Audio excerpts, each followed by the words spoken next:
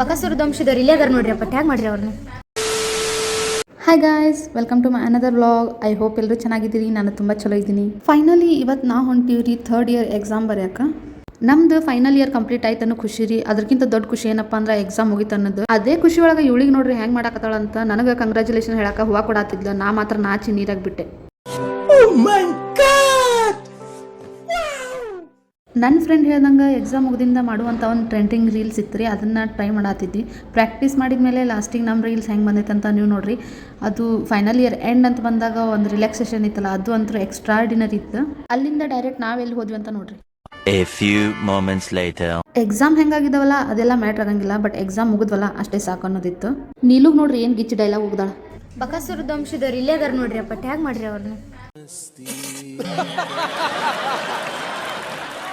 ಯಾವ ಹೋಟೆಲಿಗೆ ಹೋದ್ರು ನಮ್ಮ ಫೇವ್ರೇಟ್ ಬಿರಿಯಾನಿ ಬಿಡುವಂಥ ಚಾನ್ಸೇ ಇಲ್ಲರಿ. ನಮಗೆ ಏನೇನು ಬೇಕಿತ್ತಲ್ಲ ಎಲ್ಲ ಆರ್ಡರ್ ಮಾಡಿದ್ವಿ. ಯಾವ ಲೆವೆಲಿಗೆ ಅಂದ್ರೆ ನಮ್ಗೆಲ್ಲರಿಗೂ ಮಿಕ್ ಹೋಗಿತ್ತ, ಪಾರ್ಸಲ್ ತೊಗೊಂಡು ಬಂದೀವಿ. ಸೈನಾ ಕೆಲಸ ಆಗವಲ್ತು ಮಿಕ್ಬಿಟ್ಟೈತಿ. ನೀಲಿ ಉಣ್ಣ ಮೊಸರು ಬರ್ಲಿ ತಡಿಲಿ.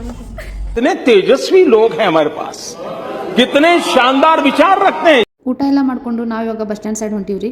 ನಮ್ದು ಎಕ್ಸಾಮ್ ಮುಗ್ದಿದ್ದು ಖುಷಿ ಒಳಗೆ ಶೆಟ್ಟಿಗೆ ಹೋಗಿದ್ವಿ ರೀ. ಶಿಸ್ತಾಗಿ ಊಟ ಮಾಡಿದ್ವಿ. ಇವಾಗ ನೈಟ್ 7:30 ಆಗೈತಿ ಆಲ್ಮೋಸ್ಟ್.